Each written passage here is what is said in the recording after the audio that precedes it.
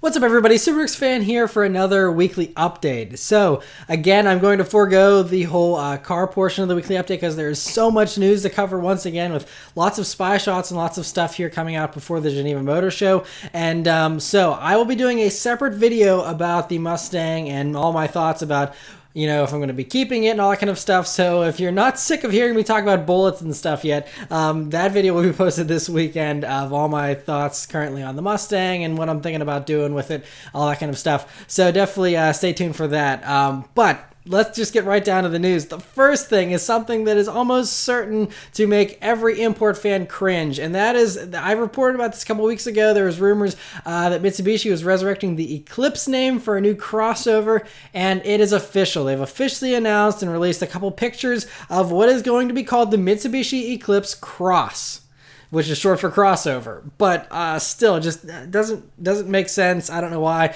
This is supposed to be a sportier SUV to go in between the Outlander Sport and the normal Outlander, and instead of calling it the Outlander Cross or something, they decided to call it the Eclipse Cross, which shows that they do not care about the enthusiasts of the brand anymore if they're putting the Eclipse name on a crossover. I'm sorry. Honestly, I think even the Evo Cross would have made more sense, or Evolution Cross, or even just call it the Mitsubishi Evolution. As sacrilegious as that is as well, I think that would actually fit better than the Eclipse name if you're going to soil a legendary name with an SUV. I mean, I'm going to try and be optimistic. Maybe they'll come out with some sweet turbocharged high-performance version that will live up to the Eclipse name. I don't know, but for right now, I mean, it looks like a good-looking SUV. We'll be seeing the full thing at the Geneva Motor Show, but it's really hard to not be pessimistic about this whole story. So it is what it is, and the world continues to turn. The next story, though, is very exciting. Lots of very exciting news this week. The first is Ferrari has unveiled their new F12 Berlinetta successor ahead of the Geneva Motor Show, where it will officially be shown for the first time. But it is called the Ferrari 812 Superfast. Yes, that is actually the real name. Not the greatest name. It sounds like something out of the 80s. Superfast! But anyway, that's what they're calling it. Hopefully people will just abbreviate it. It's kind of like how the Ferrari F12 Tour de France ended up just being called the F12 TDF. I hope people start calling this the Ferrari 812 SF instead of Superfast. But anyway, it is a sweet car. It's beautiful looking in my opinion, and in many others. I know a lot of people said there's a lot of Corvettes looks there. I think it actually kind of looks like a Viper a little bit in the front, but that's not to detract from the fact that I think it's an absolutely stunning supercar, and is actually probably my current favorite new dream car. I've always wanted an F12 Berlinetta. Now I think I'd rather have this because it's really striking, and it's better in every way than the F12.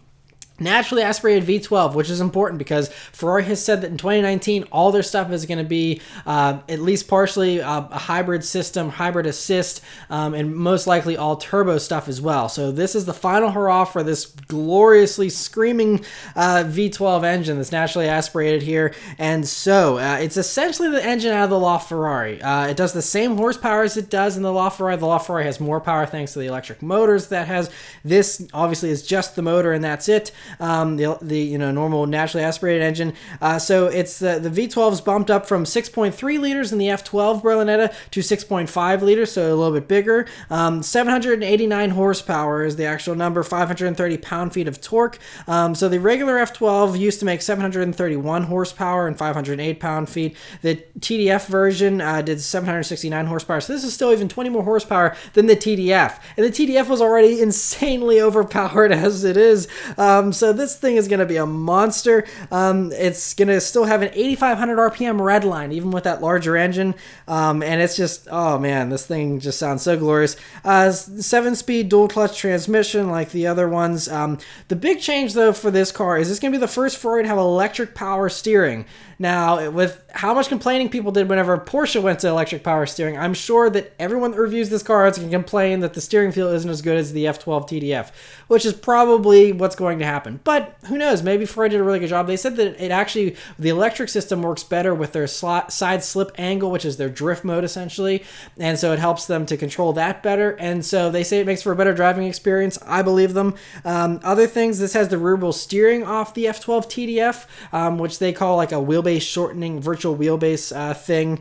But it's just rear wheel steering, and again, makes the car much, much better. And there's also on the inside, they've revised the interior. I'm kind of bummed it doesn't have the awesome touchscreen out of the GTC4 Lusso, but it still is, you know, very similar to the F12 Berlinetta, just a little bit nicer, a little bit more digitized there in the middle, but still, you know, very, very basic, with all the screens being right in front of the driver. Although there is a new passenger optional passenger touchscreen display. There used to just be a little information thing that would display the RPM and speed on the passenger side there for the F12, but now it's a touchscreen. You can actually have the passenger control, the radio, and all kind of stuff from that, which is a very nice, I'm sure all the wives and girlfriends of the people that own these vehicles, or spouses, maybe the girl owns the car, but whoever it is on the passenger seat, well, I'm sure be grateful to be able to control that kind of stuff, since they weren't able to in the past. But yeah, so very, very impressive. Well done job. I just can't wait to hear this thing scream and take off, because it's going to be super fast. They're saying 2.9 seconds 0 to 60,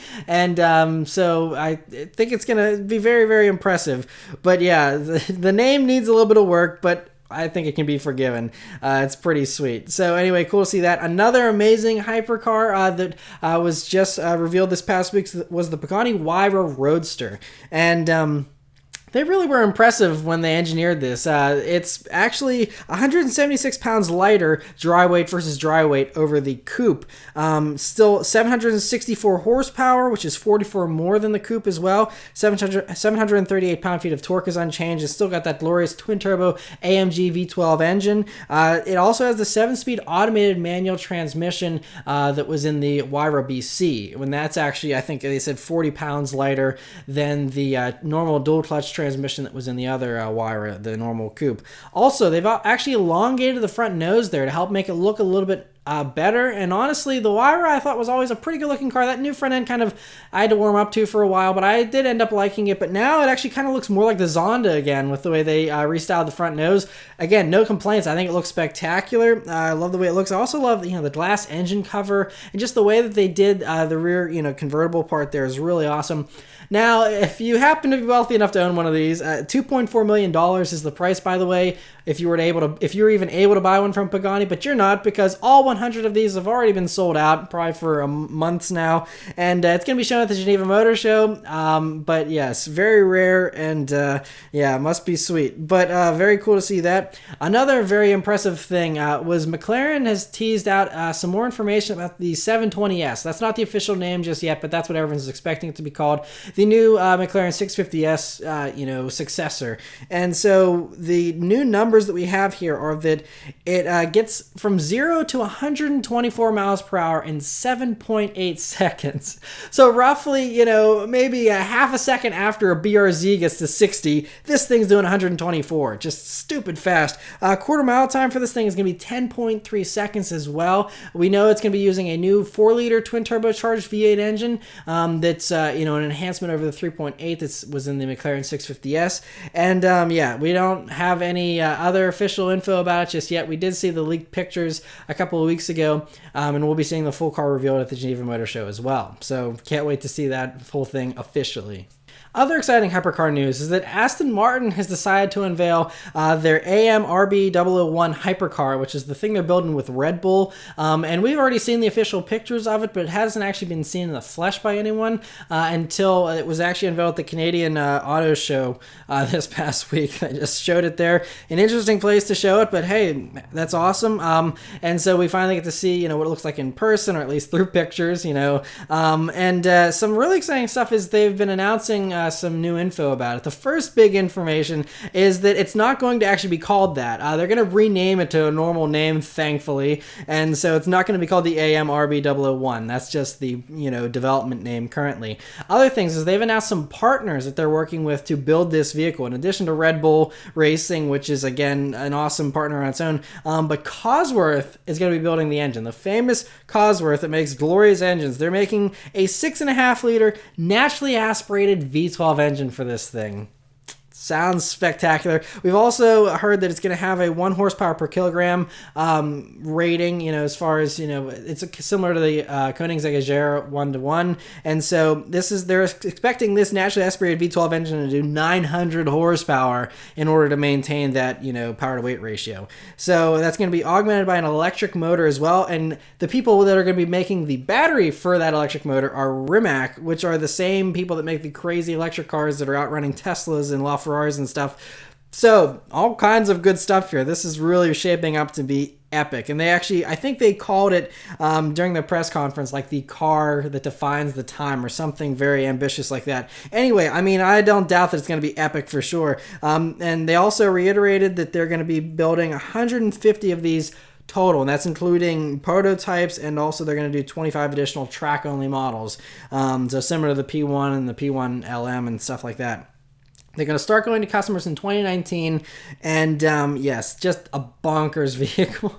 It's a very good time to be a very, very wealthy person. There's lots of epic choices out there. So awesome to see that.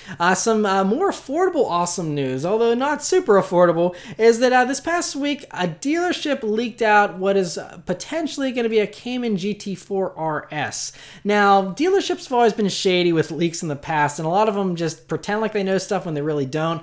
But this seemed relatively legit, and a lot of media outlets are running with it. I'm just bringing it up just because it's an interesting rumor. And it makes sense, and that is that this GT4 RS is going to have more extreme aero. It's going to be lighter than the normal Cayman GT4, which is already pretty bare bones as it is. But the big news here is it's going to have the 4-liter flat 6 engine from the GT3 RS. It's going to be probably detuned, so it's not going to have the full 500 horsepower, but should still be quite a performer in the Cayman body. And again, this is one of those like cars that Porsche like shouldn't make. It's like against the code because it kind of undermines the GT3 RS, because this will probably drive better if it's actually built. But, you know, very exciting if that does turn out to be true. Who knows? Again, we could see it at Geneva. Could be later on in the year. I don't know. But either way, it's all good news. So very exciting to hear that. Right, so for all these spy shots this week, the first is Bentley was spy testing the new Continental GT. We've seen it around before. Some outlets were freaking out over the camouflage because it looked like the headlights were similar to like a 996 Porsche front end. That's not the case. The camouflage is just there to try and disguise it, but you can see it's clearly the quad headlamp kind of setup with the LEDs, much like we saw on the EXP10 Speed 6 and other, you know, like the Bentayga. It's basically going to have those headlights. That's what we're looking at. And you can see that clearly in the convertible that's right behind the coupe. But it looks very slender and athletic. They really leaned out the Continental. I mean, in comparison, the current one just looks bulky, and this one looks so lean and sleek, and looks really impressive here. I don't know when exactly we're going to be seeing that, but I mean, it seems pretty far along. That the Geneva Motor Show, again, seems like a likely place, but we could be waiting a little longer. Another vehicle that was spied out running around for the first time was the Lamborghini's Urus, which is their new SUV, and we can see that it does look a little different from the concept. Not quite as bold, but still looks very much like a Lamborghini. It has a very similar bumper to the new Aventador S that was just revealed, and looks very aggressive. The funniest thing though is it's a 4-door SUV, but that sloping roofline is so aggressive. It's even more so than like a BMW X6 or something, that I'm not sure anyone that's over the age of 5 will be able to fit in that back seat. I could be wrong, but it just looks really aggressively rigged, at least from these spy shots. So we'll have to wait and see if that back seat turns out to be usable. Yeah, very, very interesting the way that has been styled. But again, it's a Lamborghini SUV. It's not supposed to make sense or be practical, I'm sure. So very interesting to see that. Another vehicle that was spied in the same Volkswagen Audi group here is the 2018 Audi A6, which we can't really tell a whole lot from. I mean, it's an Audi. They're conservatively styled. It's going to probably look like a slightly larger version of the current new A4. And, you know, I wouldn't expect any new surprises outside of that. It could have a little nice LED strip in the back end there for the taillights. Otherwise, you know, all the big stuff, all the big improvements for the new A6 should be all the new technology on the inside. There's rumors about the touchscreen interfaces having haptic feedback and some other interesting technological developments. And Audi's gonna have to bring their A game, because with the new impressive 5 Series that's out and the new E-Class, I mean, there is some really serious competition. So we'll be interested to see what Audi ends up doing there for the production version. Again, that looks pretty far along. We could see it in Geneva, could be later on this year, but probably sooner rather than later. Another Audi vehicle that was spied that we probably won't see quite as soon is the Audi Q8. Now, we saw the concept version of the Q8 just at the Detroit Auto Show last month. And so, this looks like it's less extreme than the concept, of course, and that's the way it always works out. But it does look like it still retains a lot of the same styling elements and should look very sharp as well. And again, this is the Q8, which is supposed to be a sportier version of the Q7, essentially. And, but yeah, either way, it looks pretty good and attractive, so cool to see that. The last Audi story is that Audi has officially revealed the Audi RS3 hatchback, or Sportback is what they're calling it, and this is only for Europe. We don't get it in the States. We are thankfully getting the normal RS3 sedan, but of course, because Americans don't like hatchbacks for whatever reason, or at least that's what the rest of the world thinks, we don't get the hatchbacks here in the States. So this is a European-only thing. It's the same enhancements as the regular RS3 sedan, the new one for 2018 here, with a glorious 400 horsepower turbocharged inline 5-cylinder engine, which sounds like basically like a baby Huracan engine, and 0 to 60 is 4.1 seconds. And so yes, we know the sedan's going on sale in April in Europe at least, and then the Sportback version will be soon after that. Here in the States, here we'll probably be getting it later on in the year, so yeah, but very cool to see that. It looks good, much like the sedan, but it would be cool if we could get that same versatility here in the States, because I think that hatch actually looks really, really good. Another vehicle that was spied running around, going back to some spy shots, is the BMW i8 Spyder. Now, we had confirmation from BMW they're going to be doing a convertible version of the i8. This is it. It looks basically production ready. We could be seeing it as soon as Geneva, but they said that they're not going to be producing the i8 Spyder until 2018. That's when it's going to be on sale. So this is, could still be a little ways off, but we know it's probably going to have the same updated power plant that we're hearing is going to be in the normal i8, which is a 420 horsepower version of the same hybrid power plant, maybe an extra cylinder added in there over the 3-cylinder turbo motor that's currently in the i8, and should make it a whole lot better with that additional power. But cool to see those few spy shots there of the i8 Spyder. Another vehicle that was spied was the 2019 Ford Ranger. Now, this is interesting because it's camouflage, but what we're clearly looking at is the European version of the Ford Ranger, and the Australian version. They all already have the Ranger. They've had it for years in this generation. And Ford has said we're getting basically a worked over version of the current truck. And so that's what we're going to be getting. So I think the reason why this has camouflage on it is simply so that people driving around aren't like, oh, hey, look, it's a production vehicle. They don't want people to think this is a car that's currently on sale, this truck. So they put the camouflage on it, but you can clearly see the headlights and the grille and everything. It doesn't do a very good job of camouflaging anything. And we know we're probably going to get a completely different front end at least, if not also a reworked back end and possibly, some additional enhancements. So yeah, but I mean, honestly, this car is going to be arriving next year, so it's not going to be a ground up thing. Yeah, but cool to see that at least being tested and being worked on. Another Ford vehicle that was spied testing running around was the 2019 Ford Focus, which is way overdue for a redo. The current car has been out since 2011, and so this model, it's going to be totally all new. It still looks pretty rough from the spy shot, so I think it's still a little ways off from being completed, so don't take too much of what you see at face value. It probably will change a good amount, but we're expecting it to look like how the brand new Fiesta that was just released, the European version. It'll probably take a lot of those same similar styling cues, kind of lean out the design a little bit and make it look a little more slender. And so cool to see those spy shots. Another vehicle that was spied was the Cadillac XT3, which is just a smaller version of the XT5.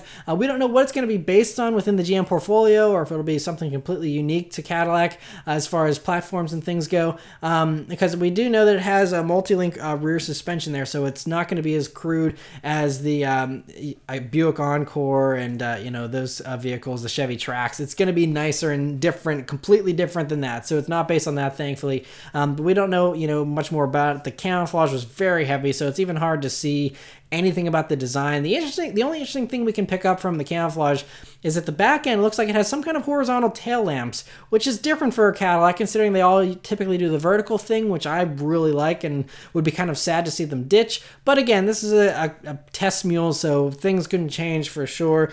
So again, wouldn't get too bent out of shape about that, but cool to see that they're working on that as well. Another interesting vehicle that was spied running around is the Range Rover Velar, which is totally new, out of left field here, at least for me, that I've heard about it. So what this Velar, is basically Range Rover wants something to slot in between the Range Rover Evoque and the Range Rover Sport, because there's a pretty good jump there. The Evoque's pretty small, a little four-cylinder, and then you have, you know, the supercharged V6 massive Range Rover Sport. So there's really no midpoint. And so since there is the Jaguar F-Pace, they're saying that they're basically taking those bones and building a Range Rover version, because obviously Jaguar and Range Rover are the same company now. The Range Rover version is going to be more luxury and focused on the luxury side and the off-roading side than the sportiness side. So those who want a sporty SUV of this size go buy the F-Pace. Those that want the luxury version, can get this Range Rover Velar.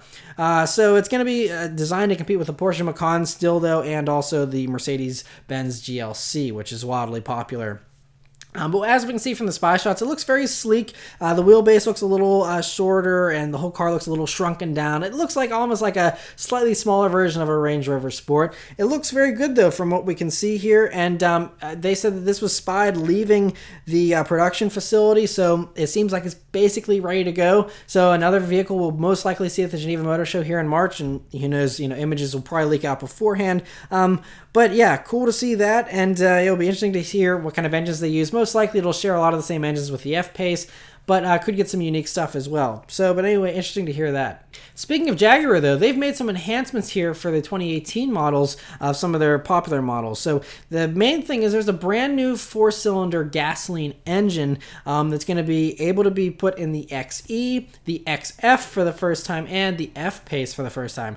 So the XE's already had a turbocharged 4-cylinder engine. This new one, it's a 2-liter. It's the same Ingenium platform that the diesel 4-cylinder version motor is on, but this is a gasoline one, of course. And so it's going to be put in all those cars, but it's going to be a 2-liter turbocharged engine, and it's very similar in style to the old one, but it's going to have now a new exhaust manifold that's integrated into the cylinder head, and it also has a twin-scroll turbo. The power, though, isn't much better than the outgoing 2-liter 4-cylinder turbo. It's 247 horsepower, 269 pound-feet of torque, which is 7 horsepower more and 18 pound-feet of torque more than the XE's previous turbo 4-cylinder engine. But they're saying that the main thing is peak torque comes on sooner with the new turbo. 1200 RPMs is when you can get most of that torque versus 1750 RPMs on the outgoing one. So that's the main thing, and the crazy thing is that motor is now going to be in the XF, so that means the XF also has a lower starting price now of $48,770 if you get it with that little 4-cylinder engine. And the F-Pace, they haven't announced pricing for that cheaper model, but that should also bring down the price of the F-Pace with a new base motor there that's a 4-cylinder. And the F-Pace, I think you may want a little more power, but hey, it's cool they have the option for those that don't care about performance and stuff. The good news, I'm actually really excited because I really still have a soft spot for the XE. I love the XE, and Jaguar has announced a new XE-S model, which strangely they didn't include any pictures of. They just gave all the information about it, but there's no pictures. But the XES is already available in Europe. We just don't get it here in the States. Instead, we just had the 35T R Sport one, which has the 340 horsepower supercharged V6, which we'll still be getting, and that's still going to be an option for 2018. But the S model does 380 horsepower, same as the F-Type, with the ranges and how they go. So the next will be the XER, which will go with the supercharged V8, I'm sure, if they can fit it. But I'm hoping that they can. Anyway, so yeah, 380 horsepower for the XES. Obviously, it's going to have more sport-tuned suspension, have some unique body styling and stuff, I'm assuming. Again, we don't have pictures of it, I apologize. The other big news here for the XE for 2018 is it's going to be available with the 12.3-inch instrument panel that you can get in the XF and the F-Pace, which is a really good thing because the XE's gauge cluster was one of the weakest points of that interior. It was very bland looking, so with the digital gauges, all is fixed. And so it makes the XE even sweeter. So yeah, you get that a digital instrument cluster whenever you go with the Jaguar Touch Pro infotainment system, which is also spectacular. If you watched my quick drive, I raved about that. So that's it as far as most of the stuff. There's also some new safety tech. These 2018 Jaguars will be able to have forward cross-traffic alert and also a system that shows your steering angle and distance to objects on the screen during slow forward maneuvering. So whenever you're, I guess, inching into parking spaces, could be helpful depending on how they execute that. Another interesting thing is Jaguar has also introduced a new system where you can pay for gas or diesel through your car's touchscreen using Apple Pay, Android Auto, or PayPal. So I guess you can pull up to the gas tank. This only works at Shell gas stations, by the way. You pull up at the Shell gas station, and then I guess you use Apple Pay with your watch or your phone or whatever, and pay for the gas. Then you get out, and you still have to get out and pump it. So it doesn't seem like it's saving that much instead of just swiping your card. But hey, whatever, it's kind of cool. And that's going to be introduced first in the UK, and then it's going to be rolled out to other markets later this year. And yeah, like I said, only at Shell gas stations. But cool to see that, and hopefully we see some pictures of that XES soon. And another week, another Dodge Demon teaser. So this week, the Dodge Challenger Demon, they teased the tires wrinkle under launch because of how aggressive it launches. They say that it launches roughly, I think, 30% harder than a Hellcat. That's thanks, obviously, to those wider rear, the tires all around. All four are 12.6 inches wide, I think 315 wide tires they have on this. So because the rubber is so soft, and they also have tweaked it's going to have a new high stall speed torque converter, which means it will have an automatic. There still may be a manual option as well, but this is talking about the automatic version. And it's going to have a 3.09 rear axle, which again should help it launch harder and help it hook up better. And they said that the new gear ratio gives the Demon about a 15% larger tire contact patch and about twice as much grip, and roughly 18% increases in both torque converter and rear axle torque multiplication. So basically it's just supposed to launch really hard, and that'll help it put down some kind of world record quarter mile time, I'm sure, for a production vehicle. Should be very, very impressive. And so yeah, we'll just have to wait and see. Like I said, this is going to be revealed at the New York Auto Show in a few weeks here in April, and so just continuing every week here with these new teasers. So very exciting to see that. And if I didn't talk about enough expensive cars already in this weekly update, here's another one. Mercedes this week officially revealed the Mercedes-Maybach G650 Landaulet, I think is how you pronounce that, or Landaulet, I don't know. But anyway, whatever this is, it's not available in the United States. This is strictly for other markets around the world. And as you can see, it's a G-Wagon with a soft top in the back. And so it's also been given the Maybach treatment, which means that it's super luxurious. It has a twin-turbo V12 instead of the V8s that the other G-Wagons have. Twin-turbo V12, 630 horsepower, and 738 pound-feet of torque, which doesn't sound like much, but yeah, you could probably tune this thing to be well over 1,000. But anyway, other interesting things, it's very off-road capable like all the other G-Wagons. And in addition, this soft top that you see in the back can be electrically raised and lowered. And there's also a glass partition to the driver's compartment. So you can have it like a full limo and be like, oh, we're going on a safari, but we don't want our driver to hear our conversation. And so you put up the glass partition. Yes, there's two individual rear seats that can be fully reclined with leg rests that deploy from below. And so it basically turns into a bed, essentially. And so that takes advantage of the longer wheelbase here of the Maybach version. Other unnecessary things this vehicle has is folding tables, 10-inch LCD displays, heated, cooled, and illuminated cup holders for your stargazing. If you're having trouble finding your drink, there you go. Also, they're only building 99 of them because, again, it's exclusivity, and it's going to be shown at the Geneva Motor Show. But like I said, they're probably already all sold out. We're not getting them here in the States, and no price has been announced, but it's one of those cars, if you have to ask, you can't afford it.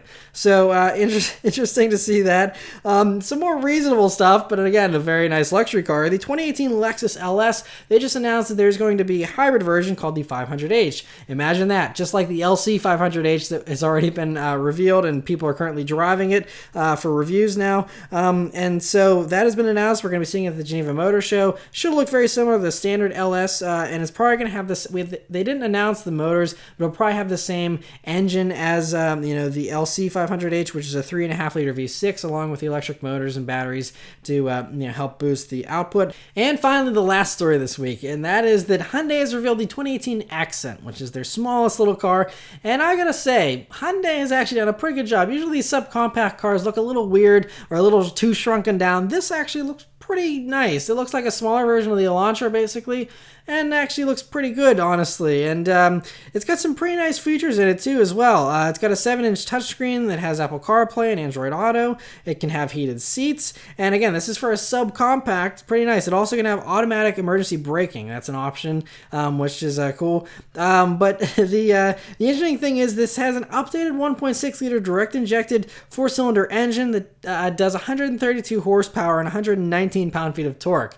The funny thing about that is that's actually less power than the previous, less updated engine. So they're saying that it's 7% more fuel efficient and it makes low RPM torque better than before. So that's how it's been improved, even though it's less powerful on paper. Again, people buying a Hyundai Accent probably don't care, so it's not a big deal. The cool thing, you can also get this vehicle. They're still offering it with a 6-speed manual transmission.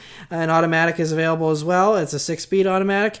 And so these will be available in the third quarter of this year, and there's also going to be a hatchback version that's going to be available in the fourth quarter of 2017 here. No pricing has been announced yet, but I'm sure it'll be a very, very reasonable price, well under $20,000.